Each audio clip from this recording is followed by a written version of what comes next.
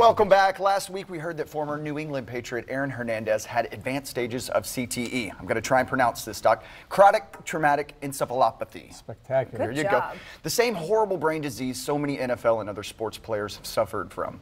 But now there's something new out of Boston University where a lot of research is going on to try to find out this disease, try to find out more about this disease before people die. And so we are so glad to have our medical contributor, Dr. Ali Kasraeian, here to walk us through. Dr. Kasraeian, really, thank you so much for being here. Oh, it's always great. You know, on the chat, we've talked about this a couple times because it seems to be such a controversial issue.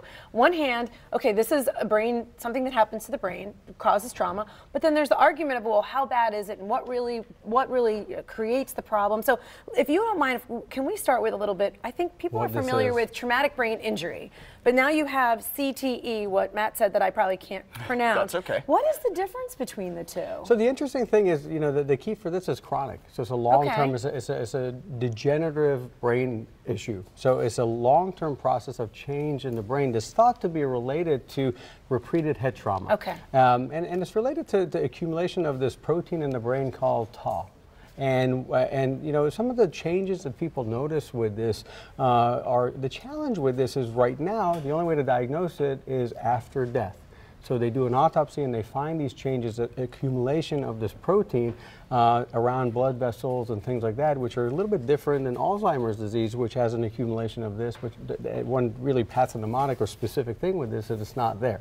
The only way to find that out is at autopsy. So the challenge with this, you have a lot of non-specific findings that are mood disturbances, cognitive changes like memory changes. So people... And are you saying with chronic, that means over time? Over time. Versus traumatic brain injury where people have a traumatic insult and then you have significant changes that occur. Right away, you see it right away, and so it's obvious. You can find them over a shorter period of time. Okay. And here, someone has a career in football, again with this specific issue, and later on, as you see, years and years and years after their NFL career is over, and again with this specific issue, a lot of these things are autopsy findings that in retrospect, they found a consistent finding with NFL players where we saw in the movie Concussion, the controversy with this even coming to fruition as a diagnosis came to forth. Now the dilemma is, how do we go from an autopsy diagnosis to a diagnosis, whether it's with imaging or a biomarker in blood or the spinal fluid or something where we can take that and add it to a thing that we can do in alive patients so that we can now move forward and do something to help those alive get some help in not only treating the disease and the symptoms, but maybe coming up with a cure. Now, when you talk about doing this research, we're looking at a time frame where this is coming up a whole lot more. Like, how long do you think? I mean, this research could take decades. I mean, research sometimes can take up to a lifetime. So that discussion is very individualized based on what we're dealing with. In this particular study, what they did is they took 23 specimens of men, NFL players who had known CTE. And then they compared them to 50 brains that had known Alzheimer's disease and compared them to 18 controls of normal brains. And they found that this particular protein is called CCL11. I'll have to remember that. And they found that there was a significantly increased level in those brains with CTE compared to Alzheimer's disease and compared to normal.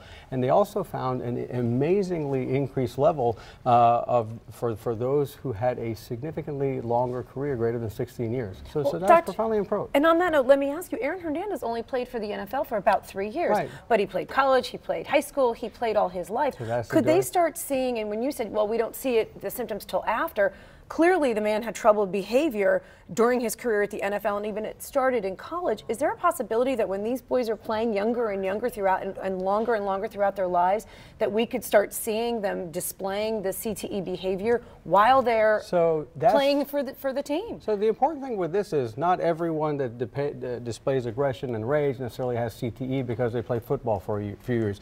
The study that was done in JAMA several months back that we covered on the chat, you know, 99% 90% of NFL players that were studied, 110 out of 111, had changes consistent with CTE.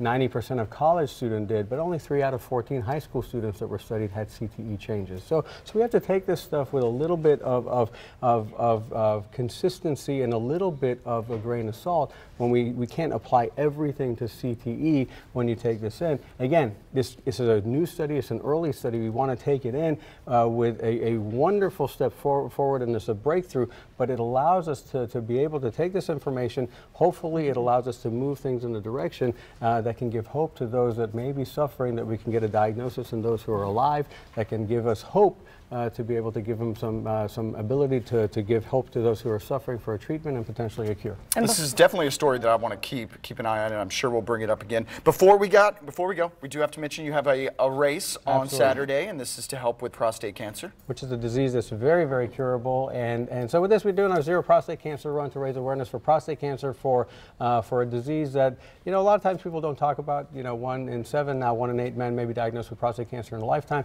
Saturday at 9 o'clock at Intuition Ale Works, we start our run. It's a fun 5K run walk for the entire family. We've done a great job. Lori in our office has done an amazing job all year of raising awareness and run. We have a lot of runners that have already signed up. Go to the website, sign up, and it should be an amazing, amazing time. And all the money that's raised comes back to our community to help men that are dealing with this in their family. So thank you hope to so see you much. there. You're wonderful. Thank you. So register now. That's right.